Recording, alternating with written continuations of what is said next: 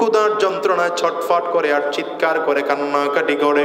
আমি বাচ্চাদেরকে বুঝ দেওয়ার জন্য চুলার মধ্যে আগুন ধরাইয়া একটু হাঁড়ির মধ্যে পানি দিয়ে চুলার উপরে রেখে দেই, আর বাচ্চাদেরকে বুঝ দেই, সান্ত্বনা দেই, বাচ্চারে মা খাবার রান্না করার চেষ্টা করতেছি, ঘুমিয়ে পড়ো, যখন আমার খানা রান্না হয়ে যাবে তোমাদেরকে ঘুম থেকে জাগাবো। যুবক শোনো, আমি যতবার চেষ্টা করি বাচ্চাদেরকে ক্ষুধা নিবারণ করাইতে পারি না। এই কথা বলতে বলতে ছোট বাচ্চাটা না খেতে পেরে বেহুশ হয়ে জমিনের মধ্যে পড়ে গিয়েছে। হযরত ওমর রাতের অন্ধকারে ঘুরে ঘুরে মানুষদের খবর নেওয়ার জন্য বের হয়েছেন। রাস্তা দিয়ে হাঁটতেছেন, হঠাৎ করে দেখেন পাশের এক বাড়ির থেকে চিল্লার আওয়াজ আসতেছে, বাচ্চাদের কান্নার আওয়াজ। আর তাকিয়ে দেখলেন ধোঁয়া, দেখা যায় আগুন ধরেছে এমন মনে হয়। হযরত ওমর রাদিয়াল্লাহু আনহু দৌড় দিলেন, বাড়ির কাছে চলে গেলেন, গিয়ে দেখলেন চুলার থেকে আগুন জ্বলে আর বাচ্চারা চিল্লাচিল্লি করতেছে, কান্নাকাটি করেন। হযরত ওমর ডেকে বললেন, মা, ঘরের ভেতরে কেউ কি আছেন? কোনো বিপদ নাকি আপনাদের? ভেতর থেকে কোনো জবাব আসে না। আবারও আমার জিজ্ঞাসা করেন, ভেতর থেকে কোনো সমস্যা কিনা? জবাব নেই। আবার বলেন, ঘরের মধ্যে কি কোনো মানুষ নাই? বাচ্চারা এমন করে কান্না করে, কি অসুবিধা আপনাদের বলেন? হঠাৎ করে একজন মহিলা ডেকে বলে, ভাই কি বলবো যুবক, আমাদের ঘরে কোনো সমস্যা নয়, আর সমস্যা থাকলে তোমারে বলেই বা কিলা। হযরত ওমর বলেন, আমাকে বলে দেখেন কোনো উপকার হয় কিনা। মহিলা পর্দার আড়াল থেকে ডেকে বলে, শোনো, এই যুগের শাসনকর্তা নাকি আমার একজন স্বামী ছিল। আমার স্বামী ওমরের কাছে ওমরের সাথে যুদ্ধে গিয়ে শহীদ হয়েছে। আমার স্বামীর 3টা আমানত, আমার 3টা সন্তান কলিজার টুকরা। আমার স্বামী ইন্তেকালের পরে সংসার চালাতে আবার বড় কষ্ট হয়। স্বামীর রেখে যাওয়া সম্পদগুলো বহুদিন আগে আমার শরীর শেষ হয়ে গেছে। আমি মানুষের বাড়িতে কাজ করব, কাজ করতে পারি না, বড় অসুবিধা হয়। এখন আমি গরিব মানুষ, 3টা সন্তান নিয়ে জীবন চলা বড় কষ্ট হয়। আমার সন্তানগুলো খুব ছোট ছোট সন্তানগুলোকে আমি কোনোভাবেই তাদেরকে সান্ত্বনা দিতে পারি না। ক্ষুধার যন্ত্রণায় ছটফট করে আর চিৎকার করে কান্নাকাটি করে। আমি বাচ্চাদেরকে বুঝ দেওয়ার জন্য চুলার মধ্যে আগুন ধরাইয়া একটু হাঁড়ির মধ্যে পানি দিয়ে চুলার উপরে রেখে দেই, আর বাচ্চাদেরকে বুঝ দেই, সান্ত্বনা দেই, বাচ্চারে মা খাবার রান্না করার চেষ্টা করতেছি, ঘুমিয়ে পড়ো, যখন আমার খানা রান্না হয়ে যাবে তোমাদেরকে ঘুম থেকে জাগাবো। যুবক শোনো, আমি যতবার চেষ্টা করি বাচ্চাদেরকে ক্ষুধা নিবারণ করাইতে পারি না। এই কথা বলতে বলতে ছোট বাচ্চাটা না খেতে পেরে বেহুশ হয়ে জমিনের মধ্যে পড়ে গিয়েছে। এবার মহিলাটিকে বলে, যুবক শোনো, তোমারে আমি বলি, এই যুগের শাসক আমার, এত বছর হয়ে গেল আমাকে আমার একটু খবর নিল না, আমি কেমন আছি আমার খবর নিল না, আমার সন্তানদেরকে লইয়া কি অবস্থায় আছি আমার খবর নিল না। আজকে আমার অনেক ক্ষমতা হয়তো, কিন্তু আমার সন্তানটা যদি ক্ষুধার যন্ত্রণায় মারা যায়, তাইলে আমি তোমার কাছে বললাম, কিয়ামতের ময়দানে ওমরের ক্ষমতাও যা থাকবে আমারও ক্ষমতা তা থাকবে। আমি ওমরের গলায় রশি লাগাইয়া টেনে টেনে মালিকের সামনে হাজির করে ডাক দিয়ে বলবো, আয় আল্লাহ, আমার রাষ্ট্র চালাইছে, আমার পরিবারের খবর নেয় নাই, বিচার হবে, তারপরে জান্নাতে যাবে। হযরত ওমর কই? হযরত ওমর কই? থরথর করে কাঁপতেছেন ওমর। মহিলা জানে না এই যে ওমর, মহিলা জানে না, কিন্তু হযরত ওমর থরথর করে কাঁপতেছে। মহিলার কথা শুনে হযরত ওমর পাগলের মতো দৌড় দিয়েছেন মদিনায়, যেখানে বাইতুল মাল। দারোয়ানকে বললেন, তাড়াতাড়ি করে গেট খুলে দাও। গেট খুলে দেওয়া হলো। আটার বস্তা আমার মাথায় একটা উঠিয়ে দাও। দারোয়ান আটার বস্তা মাথায় উঠিয়ে দিলেন। হযরত ওমর আটার বস্তা নিয়ে পাগলের মতো দৌড় দিতে আরম্ভ করেছে। লোকজন বলে, আমিরুল মুমিনিন, কেন আপনাকে কষ্ট করে আটার বস্তা নেওয়া লাগবে? আমাদেরকে বলেন, ঠিকানা অনুযায়ী পৌঁছে দিয়ে আসবো। হযরত ওমর কান্না করে আর বলে, আমারে ছাড়ো, কারণ হলো কিয়ামতের ময়দানে আমার গলার মধ্যে যদি রশি লেগে যায়, সেদিন তোমাদের কাউকেও কাছে পাবো না। আমার রশি আমাকেই মনে করতে হবে, এই জন্য আমার মাথায় আটার বস্তা দিয়ে দাও, আমার অবস্থা আমি বুঝি। আটার বস্তা নিয়ে দৌড়ায়। ওদিকে খাদিম আসলামের ডাক দিলেন, আসলাম, একটু পেয়ালার মধ্যে গোশত ভুনা করে নাও। ভুনা গোশতের কিছুটা অংশ পেয়ালার মধ্যে নিলেন খাদেম। হযরত ওমর নিজে মাথায় নিয়ে আটার বস্তা নিয়ে রওনা করেছেন, মহিলার বাড়িতে চলে গেলেন। খাদেমরে বললেন, তাড়াতাড়ি করে আটা দিয়ে খামিরা বানায় রুটি বেলতে আরম্ভ করো। আমি রুটিগুলো সিদ্ধ করার জন্য চুলার মধ্যে আগুন জ্বালানোর চেষ্টা করতেছি। হযরত ওমর লাকড়ি একত্রিত করে পাথরে ঘষা দিয়ে দিয়ে দিয়ে দিয়ে বারবার করে চুলায় আগুন ধরাতে যায়। আগুন বারবার নিভে যায়। হযরত ওমর মুখটা নিচু করে বারবার করে ফু দিচ্ছেন। আরে মুসলমান কলিজার টুকরো যুবক, কথাগুলো মনোযোগ দিয়ে খেয়াল করে শোনো। অর্ধ পৃথিবীর বাদশাহ, একজন মহিলার ঘরে খানা নাই, খানাটা পৌঁছানোর জন্য নিজের মুখটা চুলার মধ্যে দিয়া বারবার করে ফু দিচ্ছেন। চুলার মধ্যে একটু আগুন জ্বলে আবার নিভে যায়, আবার আগুন জ্বলে আবার নিভে যায়, বারবার করে আগুন জ্বলে আবার নিভে যায়। দোয়ার কারণে চোখ দিয়ে পানি বের হয়ে গিয়েছে, চেহারা লাল। খাদেম এসে হাতটা ধরে ডাক দেয়, আমিরুল মুমিনিন, এমন করে পাগলামি করা লাগবে না। আমি রুটি বানাইতেও জানি, রুটি পাকাইতেও জানি, কেমন করে রুটি সিদ্ধ করতে হবে আমি জানি। আমি চুলার মধ্যে আগুন ধরাইয়া আমি রুটি বানানোর ব্যবস্থা করতেছি। হযরত ওমর কান্না করে আর ডাকে, খাদেম রে, আমারে ছাড়ো। আমার মন বলে, আমি যদি ইতিমদের খাবার পাকাইতে গিয়া চুলায় আগুন ধরাইতে পারি, মনে হয় কিয়ামতের ময়দানে আমার আল্লাহ তাআলা জাহান্নামের আগুন আমার জন্য নিভিয়ে দিবেন। আমি এই জন্য চেষ্টা করি। হযরত ওমর নিজের হাতে রুটিগুলো পাকায়া গোশতের টুকরাগুলো নিয়ে নিয়ে বাচ্চাদেরকে কোলের মধ্যে বসায় খাওয়াইতেছে।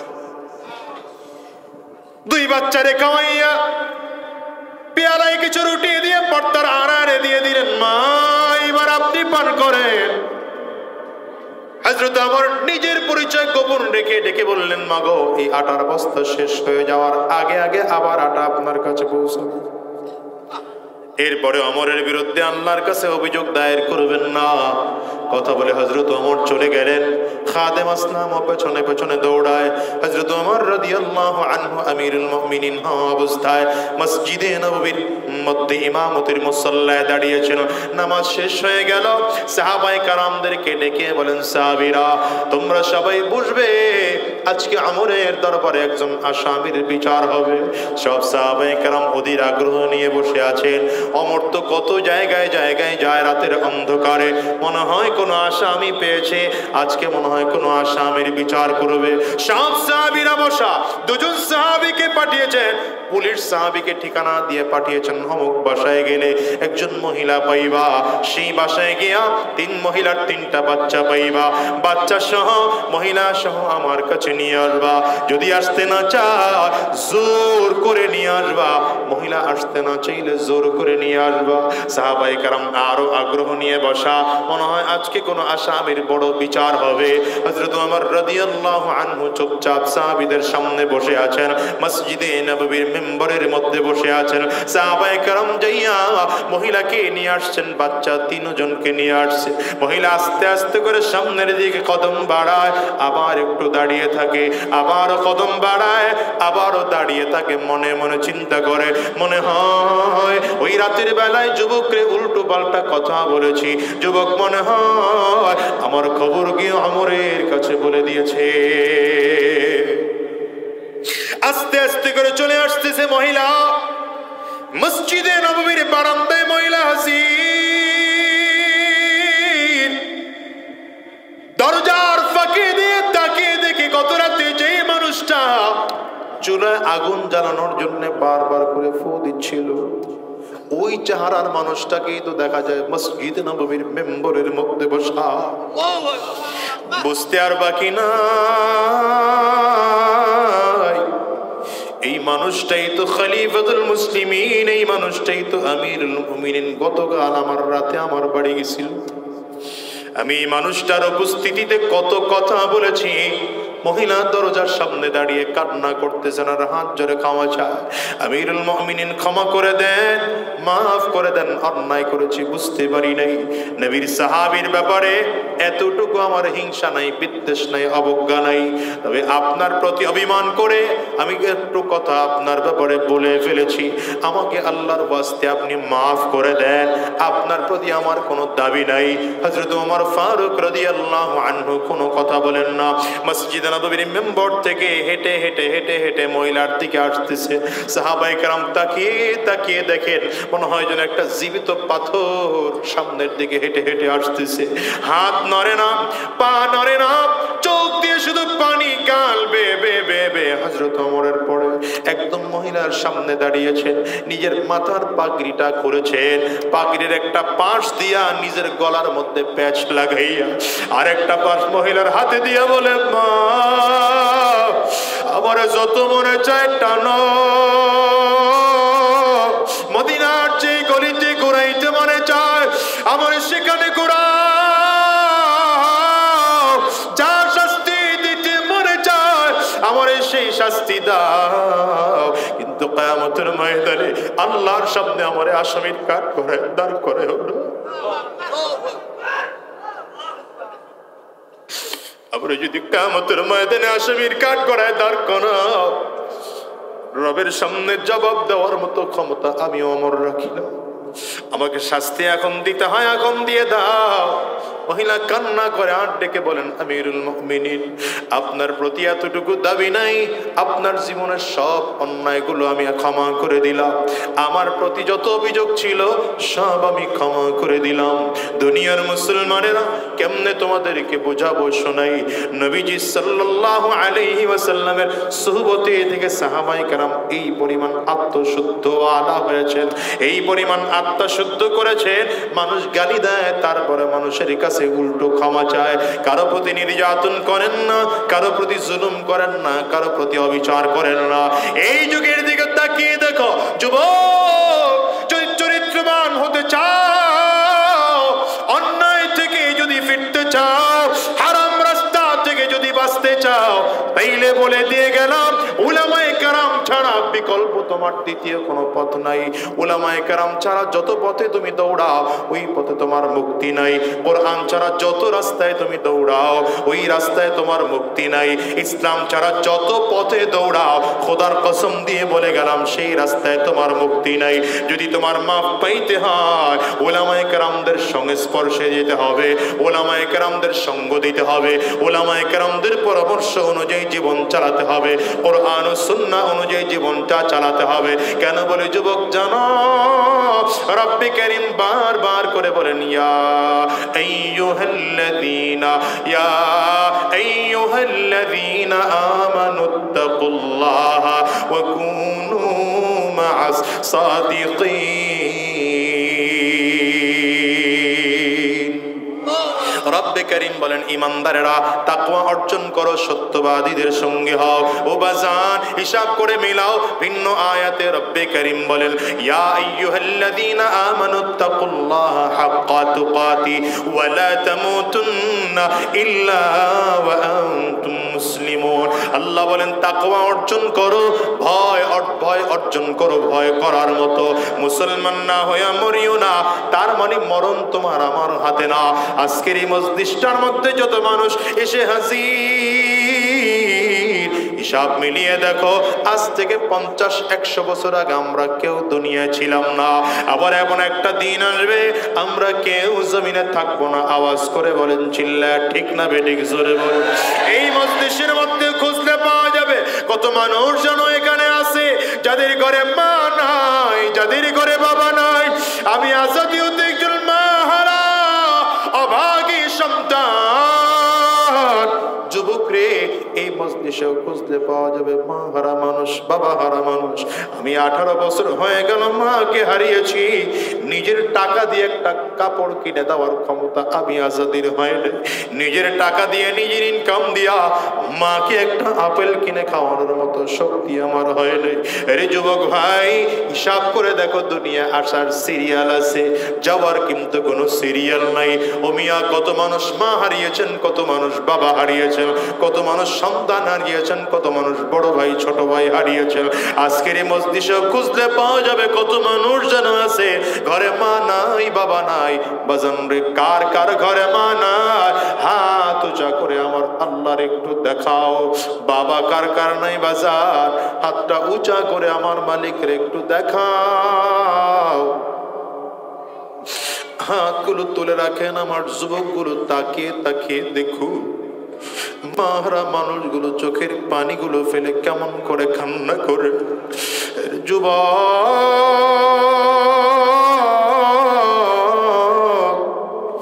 এই মানুষগুলোর দিকে একটু তাকিয়ে দেখো, কত মানুষ হাত তুলেছে, এদের কারো ঘরে মা নাই, কারো ঘরে বাবা নাই, কারো ঘরে আব্বা আম্মা দুজনের কেউ নাই।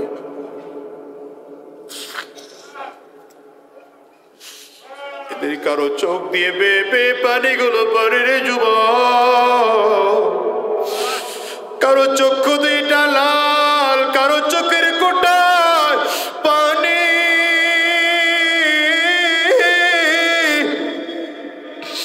কেমন করে তোমাদেরকে বোঝাবো আমি জানি না। হাতগুলো নামান বাজান, এমন একটা দিন আসবে তোমাকে আমাকেও জমিন ছেড়ে বিদায় হতে হবে। ওই আজরাইল বড় ভয়ঙ্কর। আজরাইল বারবার বার করে ডাক দেয়, আনা বাইতুজ জুলমা, আনা বাইতুল ওয়াহদা, আনা বাইতুত তুরাব। আমি বড় একাকির ঘর, আমি বড় অন্ধকার ঘর, আমি বড় বড় অন্ধকার ঘর, আমি মাটির ঘর। আমার ডানেও মাটি, বামেও মাটি, সামনেও মাটি, পেছনেও মাটি। আমি শুধু চিনি আমল। ভালো আমল করে যদি আসতে পারো আমি খবর ভালো আচরণ করব, আর যদি ভালো আমল করে আসতে না পারো কপাল পোড়ার ধল। আমার ডানে বামে সামনে পেছনে উপরে নিচে মাটি। আমি দুই দিকের মাটিগুলো একত্রিত হইয়া এত জোরে চাপ মারব, এক পাজরের হাড্ডি আর একটা পাজরে নিয়ে পৌঁছায় দেব। ওরে দুনিয়ার মুসলমানেরা, কবরে গিয়া ক্ষমতার পরিচয় দিলে কবরে কাজ হবে না, সম্পদের পরিচয় দিলে কবরে কাজ হবে না, বড় ক্ষমতা পানের পরিচয় দিলে কাজ হবে না, কোন নেতা তুমি সেই পরিচয় দিলেও কবরে কাজ হবে না। এই জন্য আজকের ময়দান থেকে ওয়াদা করি বিদায় হও। হারাম রাস্তায় চলবো না, শয়তানি রাস্তায় চলবো না, জিনার রাস্তায় চলবো না, হারাম রাস্তায় চলবো না, সুদের কাজ করবো না, ঘুষের ব্যবসায় জড়াবো না, সুদের ব্যবসায় জড়াবো না, ইসলামের বিরুদ্ধে চক্রান্ত ষড়যন্ত্র করবো না।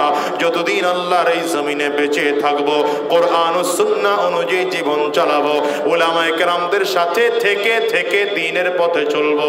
কারা কারা তৈয়ার আছেন বাজান? দুইটা হাত উঁচা করে আমার আল্লাহকে দেখা, আওয়াজ দিয়ে চিৎকার করে জোরে ডাক দেন আল্লাহ, আরো জোরে আল্লাহ।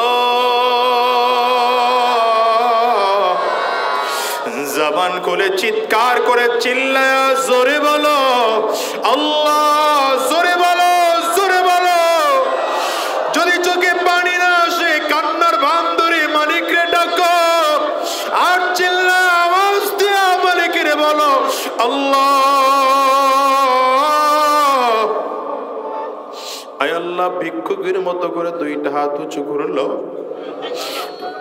আল্লাহ, তোমার উলামায়ে কেরামদেরকে নিয়ে হাত উঁচু করলাম, সবাই মিলে ওয়াদা করলাম আর হারাম রাস্তায় চলবো না, আর শয়তানি রাস্তায় চলবো না, আর হারাম রাস্তায় কদম বাড়াবো না, সুদের কাজ আর করবো না, ঘুষের কাজ আর করবো না। আল্লাহ, তুমি কবুল করে নাও, কবুল করে নাও, কবুল করে নাও। চিৎকার করে আওয়াজ দিয়ে বলো আমিন। আরো জোরে আওয়াজ দিয়ে বলেন আল্লাহুম্মা আমিন। ওয়া ইন্নাকা লাআলা খুলুকিন আযীম।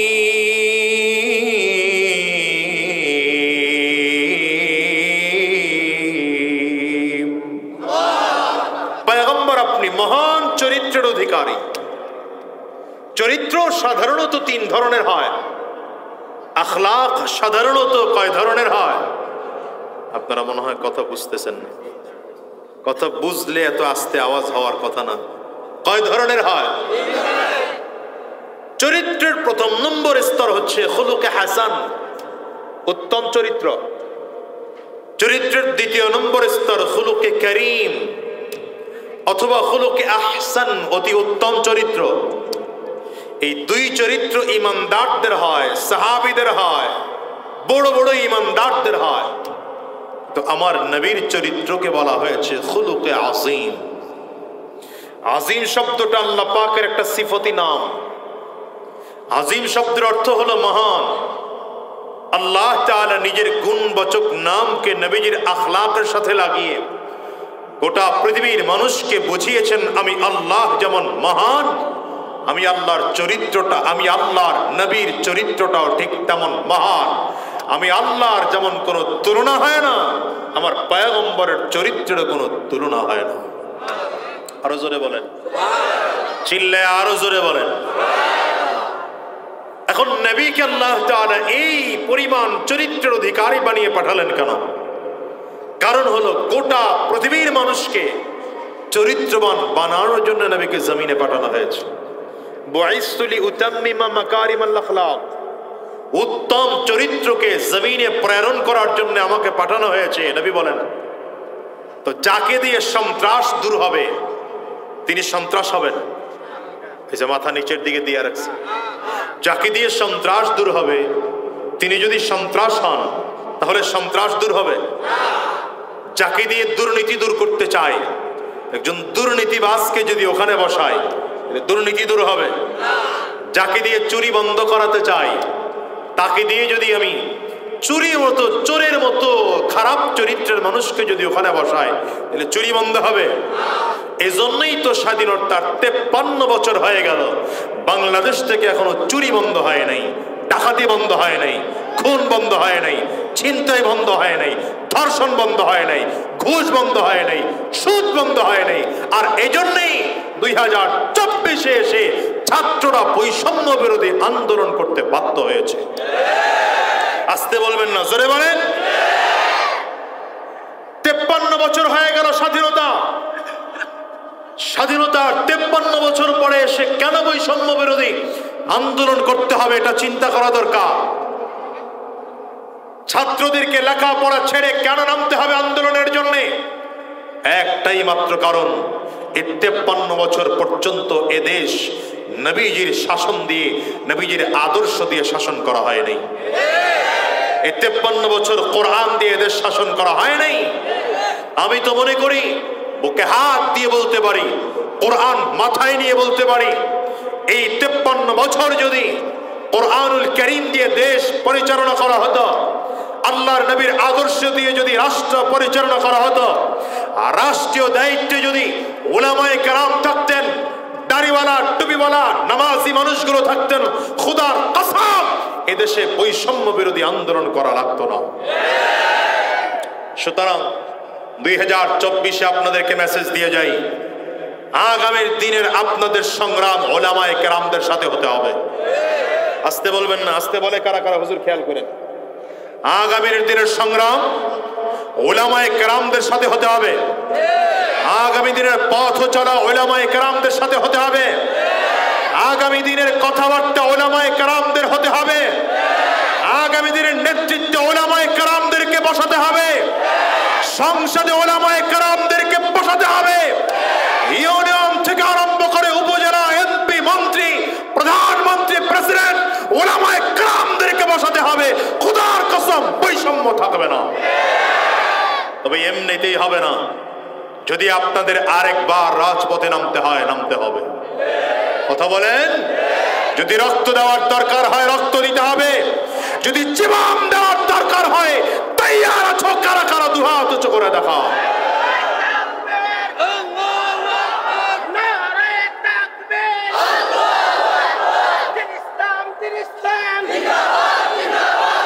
জন্য আমার নবীকে যুগের সব থেকে শ্রেষ্ঠ চরিত্রবান বানাইয়া আল্লাহ তাআলা জমিনে পাঠিয়েছেন। আর আলহামদুলিল্লাহ আমার নবী এমন আখলাক ওয়ালা সাহাবী বানিয়েছেন, এমন সাহাবী বানিয়েছেন যেই সাহাবায়ে কারাম অর্ধ পৃথিবী শাসন করেছে, এক পয়সার এদিক সেদিক হয় নাই, একটা দানা গমের এদিক সেদিক হয় নাই। চিৎকার করে আওয়াজ দিয়ে বলেন আলহামদুলিল্লাহ। হযরত ওমর ফারুক রাদিয়াল্লাহু আনহু অর্ধ পৃথিবীর শাসক। আরে বট গাছের শিকড়ের উপরে মাথা দিয়ে ঘুমিয়ে রাষ্ট্র পরিচালনা করেছেন। সুবহানাল্লাহ জোরে বলতে পারলেন না? হুজুরগর কথা শুনলে আর তখন সুবহানাল্লাহর আওয়াজ জোরে হয় না। ওগর মিছিল দেখো চিল্লায় বললে আউলায় বলেন রক্ত লাগে আরো দিমু কথা নাকি? সব বাদ দেন মিয়া। নেতা এখন থেকে মানবেন তো নবীকে মানেন। নেতাকে বলে না, নেতাকে আরো জোরে, নেতাকে। তোমার নেতা আমার নেতা। দেখছেন আওয়াজ হয় না? হুজুর দেখছেন ঝামেলা আছে। রোগী এখানেও আছে। তোমার নেতা আমার নেতা, আমরা সবাই রাসূল সেনা, ভয় করি না। সব নেতা ঠেতা বাদ দেন। এই চোর বাটপার বদমাশ গুন্ডা এই জাতীয় চরিত্রহীন নেতাদেরকে বাদ দেন। নেতার চরিত্র যদি আমার নবীর সাথে মিলে সেটা নেতা, আর নয়তো সেটা নেতা নামের ভণ্ড। ঠিক কিনা বলা? যদি হুজুররা বললে আপনারা বিশ্বাস করেন না, 16 বছর পরে এসে বিশ্বাস করছেন। কত বছর পরে বিশ্বাস করছেন? আগে বহুত কইছি আপনাগরে, শোনেন নাই। বরঞ্চ আপনারাই যেন, আপনাগর কথা কইতেছি না, আপনাগর মধ্যেই কেউ একজন হুজুররা যেমনে জেলে যাইতে পারে ওই কামে লাগাইছেন। মাহফিল যেন বন্ধ হয় ওই কাম করছেন। 16 বছর পরে এসে আপনারাই তারে দুপুরের ভাত না খাওয়াইয়া পাঠাই দিছেন। কথা কান নাকি? মনে রাখবেন, একদিন একদিন মনে রাখবেন এটা। মুসলমান রাসূলুল্লাহ সাল্লাল্লাহু আলাইহি ওয়াসাল্লামকে আল্লাহ তাআলা গোটা পৃথিবীর সব থেকে চরিত্রবান মানুষ হিসেবে জমিনে পাঠিয়েছেন। এর থেকে আর চরিত্রবান মানুষ হতে পারে? এই জন্য বলছি নেতা টেতা বাদ দিয়া নেতা মানবেন, তোমার নবীকে মানেন। বলেন তোমার নেতা আমার নেতা। জোরে বলে না, তোমার নেতা আমার নেতা, আমরা সবাই নবীর সেনা। পারবেন নি স্লোগানটা দিতে? পারবেন? তাহলে কাশি দেন, গলা ক্লিয়ার করে, ভালো করে কাশি দেন মিয়া। 2 হাত টান টান করে উঁচা করেন। আজকে স্লোগান শিখাই দিয়ে যায়, হাত উঁচা করেন ভালো করে। আসলে হাতগুলো মুঠ করেন, ঝাঁকি দেন, ভালো করে ঝাঁকি দেন। হাত তুলে নাই কে দেন, ডানে বামে তাকায় দেখেন হাতকে তুলে নাই, ধরে হাত তুলে দেন। মাশাআল্লাহ। এবার কণ্ঠের পুরোটা আওয়াজ ছেড়ে দিয়ে একটা তাকবীর হবে। মুসলমান রেডি? জোরে রেডি? আওয়াজ পুরোটা পাই না। রেডি? নারে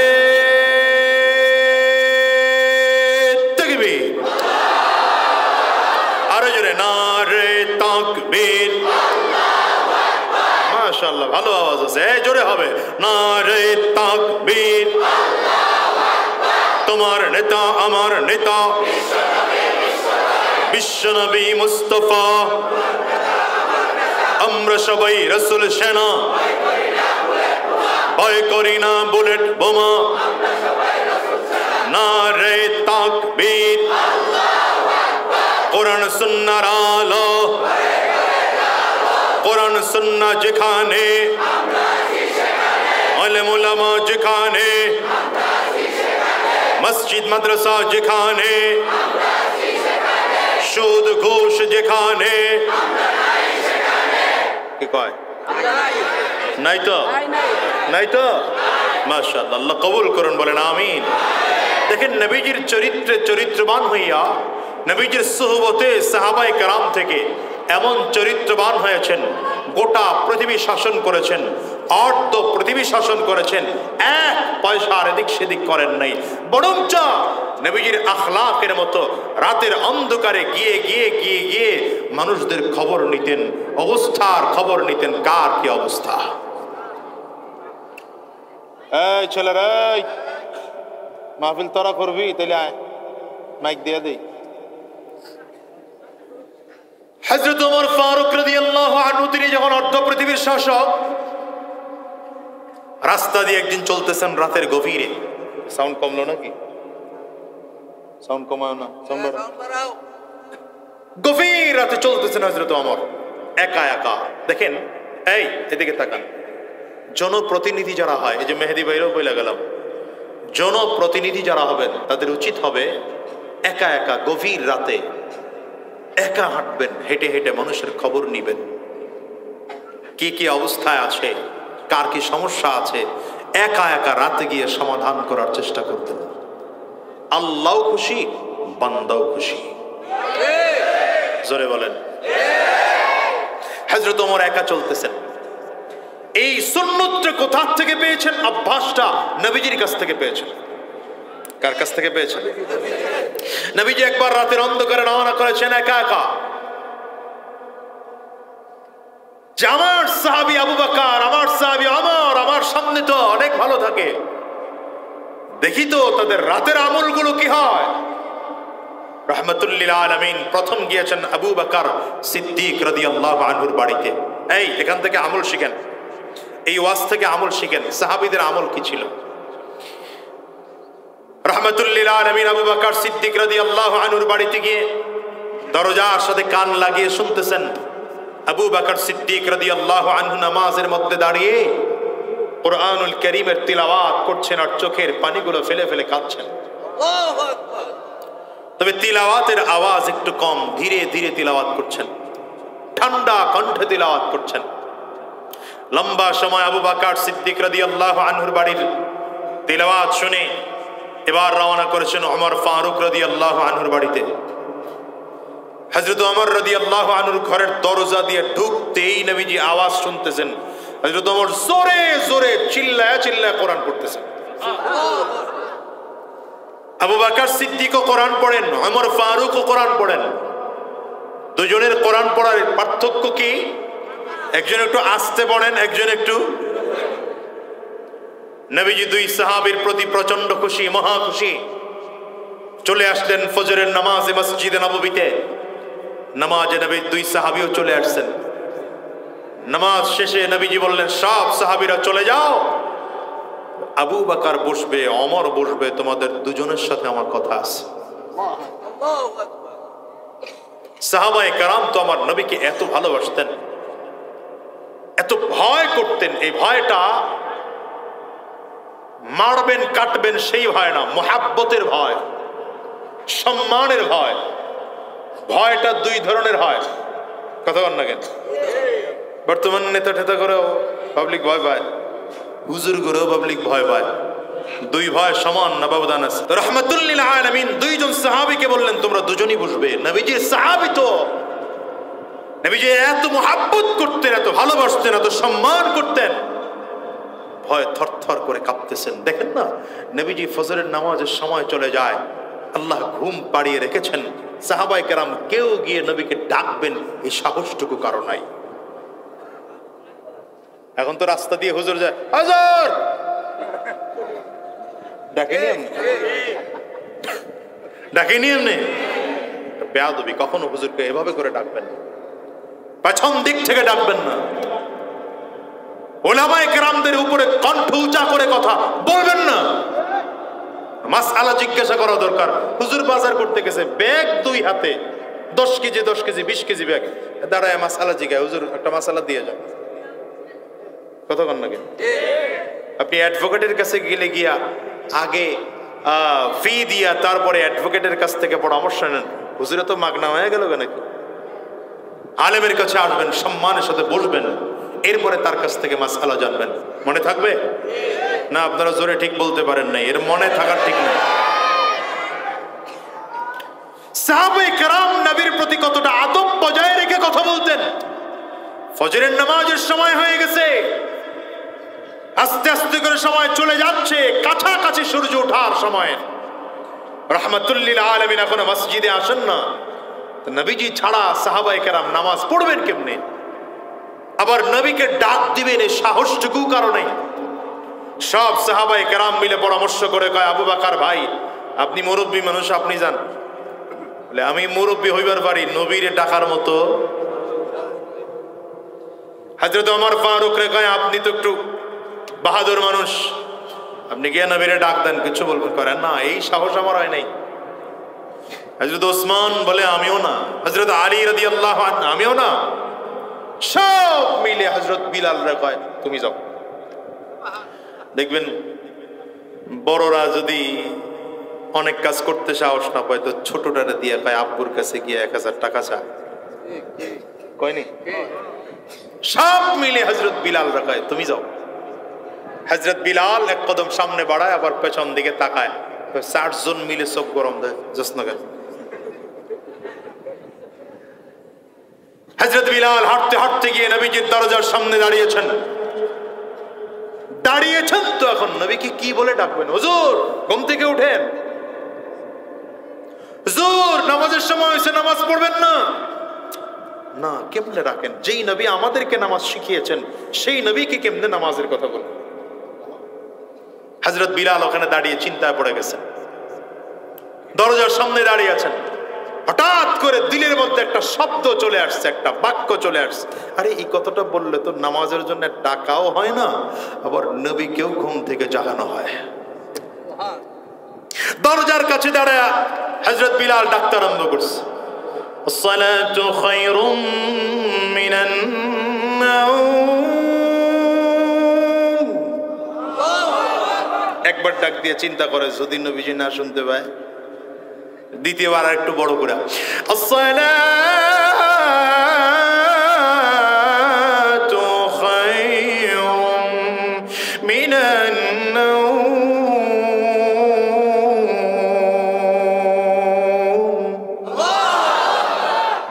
নবীজি উঠছেন, বিলাল আসতেছি যাও, আসতেছি যাও। চলে আসছেন হযরত বিলাল। মসজিদে নববীতে নবীজি এসেছেন, নামাজ পড়িয়েছেন। নামাজ শেষ করে বলেন,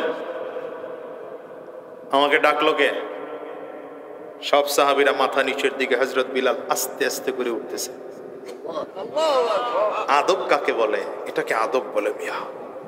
এই আদব যতদিন ছিল ইলম ততদিন ছিল। আদব নাই ইলম নাই, আদব নাই রহমত নাই, আদব নাই খোদার গজব শুরু হয়েছে। নবীর যুগে আদব ছিল, সাহাবায়ে কেরাম এই আদবওয়ালা মানুষ, এজন্য সাহাবায়ে কেরাম যুগের সব থেকে শ্রেষ্ঠ মানুষ হয়েছেন। আর আমরা এখন এত বেয়াদব হইছি, নিজে বিড়ি খাই, হুজুরের দোয়া খাওয়াই। কি কথা কন না কেন? বাবা দিয়া বিড়ি টানে, আর এলাকার বড় নেতা হুজুরের সামনে দাঁড়ায় দাঁড়ায় বড় বড় কথা কয়, আসেনি? বিসমিল্লাহ ছাড়া, বিসমিল্লাহ ছাড়া ফরমালিন মুক্ত লাঠি দিয়ে ফিডান্দর করে দিলে। আস্তে কোন কেন? জোরে বলেন। রাগ করতেছেন মনে হয়, ওয়াজ কারো গায়ে পড়তেছে না তো? দেখেন হযরত বিলাল দাঁড়িয়ে ছিল, আমি ডেকেছি। নবীজি বললেন, বিলাল তুমি যে ডাকলে শব্দ পাইলা কোথায়? এই শব্দ পাইলা কোথায়? হযরত বিলাল কয়, হুজুর আপনার সামনে দাঁড়িয়েছি, দরজার সামনে, কি দিয়ে ডাকবো? আপনি তো নবী, নবীকে নামাজের জন্য ডাকতে পারি না, নবীকে ঘুম থেকে জাগাতে পারি না, কারণ নবীজির কলব ঘুমায়, চোখ ঘুমায়, কলব ঘুমায় না। জন্য আমরা ঘুমাইলে ওযু ছুটে যায়, নবী ঘুমাইলে। হযরত বিলাল বলেন, হুজুর আপনাকে কে দিয়ে ডাকবো? কিন্তু দরজার সামনে যখন দাঁড়িয়েছি, হঠাৎ করে আমার জেহেনে এই বাক্যটা চলে আসছে। নবী বললেন, বিলাল এই বাক্য আমি নবীর কাছে এত পছন্দ হয়েছে, আগামী কাল থেকে ফজরের আজান যখন দিবা, এই শব্দ দুইটা আজানের মধ্যে সংযোজন করে দিবা। এজন্য ফজরের নামাজে দুইবার আসসালাতু খায়রুম মিনান নাওম বলা হয়। নামাজের ঘুমের থেকে নামাজ ভালো, ঘুমের থেকে নামাজ ভালো। এখন যে আজান শুই নাও ফজরে ঘুমায়, ওর কাছে নামাজ ভালো না, ওর কাছে ঘুম ভালো। আল্লাহ বলেন, তোর কাছে নামাজের থেকে যখন ঘুম প্রাধান্য বেশি, আমি আল্লাহর কাছে রহমতের থেকে তোর জন্য গজব প্রাধান্য বেশি।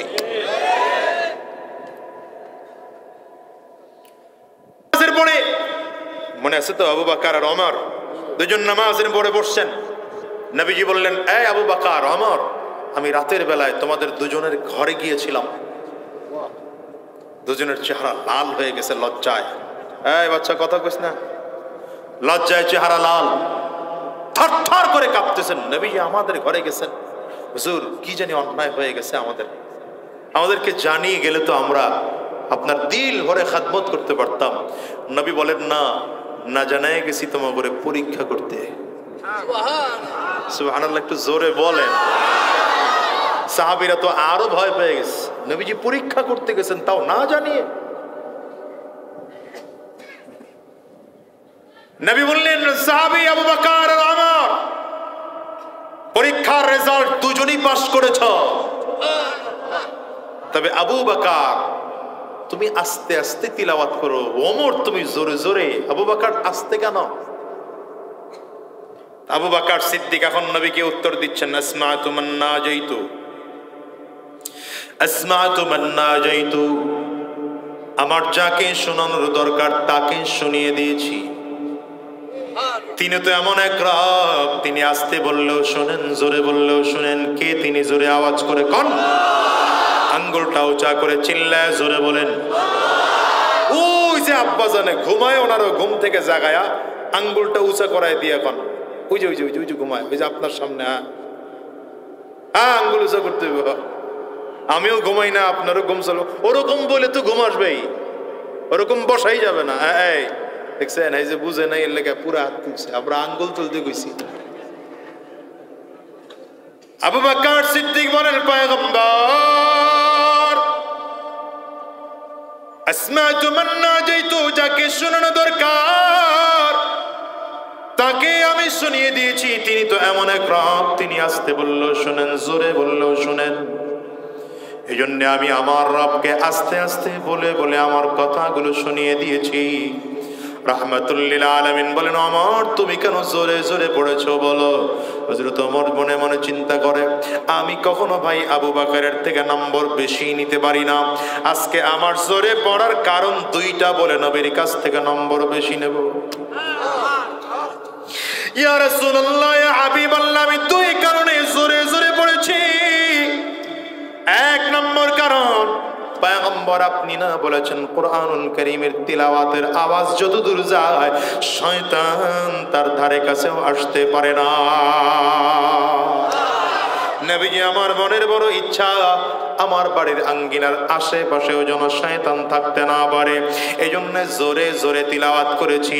দ্বিতীয় নম্বর কারণ, আমি তিলাওয়াত জোরে জোরে করার কারণ হলো আমার পরিবারের সদস্য আছে, আমার স্ত্রী আছে, আমার সন্তান আছে আব্দুল্লাহ।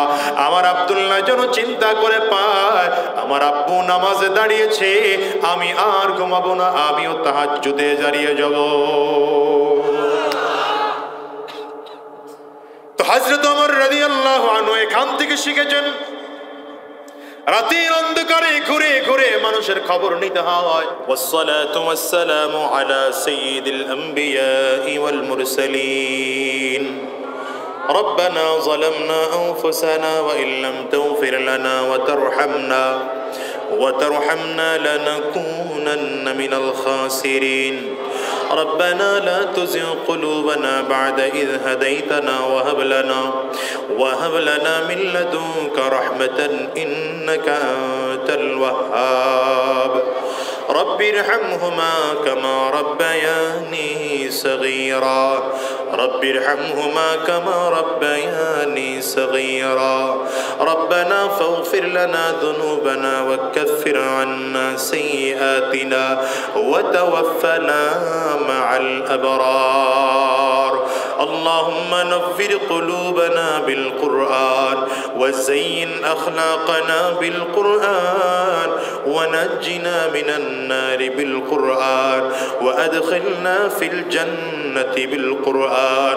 اللهم اجعل القرآن لنا قرينا واجعل القرآن لنا موبقا واجعل القرآن لنا سترا وحجابا من النار. রব্বে কারীম, গভীর রাত পর্যন্ত তোমার গোলামেরা হাজির, এদেরকে কি দিয়ে বিদায় দেব মালিক জানি না। আয় আল্লাহ, মেহেরবানি করে জিন্দেগির গুনাহ খাতাগুলো মাফ করে দাও। আয় আল্লাহ, জীবনে যত গুনাহ করেছি জেনে না জেনে, বুঝে না বুঝে, ইচ্ছা অনিচ্ছায়, গোপনে প্রকাশ্যে, আয় আল্লাহ সব গুনাহ থেকে তোমার দরবারে মাফ চাই, মেহেরবানি করে মাফ করে দাও। সকলেরই দরজা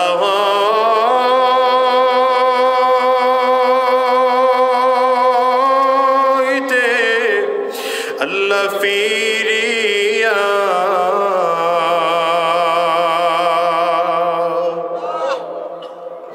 তোমারি দরওয়াজায় রইলাম পড়িয়া। ও দয়ার মালিক, মেহেরবানি করে জিন্দেগির গুনাহ মাফ করে দাও। আয় আল্লাহ, জীবনে যত গুনাহ করেছি, বুঝে না বুঝে, জেনে না জেনে, ইচ্ছায় অনিচ্ছায়, গোপনে প্রকাশ্যে, সব গুনাহ থেকে মাফ চাই, মেহেরবানি করে মাফ করে দাও। আয় আল্লাহ, আমাদের আব্বা আম্মা যাদের জমিন থেকে বিদায়, আব্বা আম্মার কবরগুলো জান্নাতের টুকরা বানিয়ে দাও। আমাদের পাড়া প্রতিবেশী, বন্ধু বান্ধব, আত্মীয় স্বজন, শ্বশুর শাশুড়ি, যে যেখানে কবরে ঈমানি হালাতে শুয়ে আছেন, প্রত্যেকের কবরগুলো জান্নাতের টুকরা বানিয়ে দাও। আল্লাহ, এই মাদ্রাসাকেও কবুল করে নাও।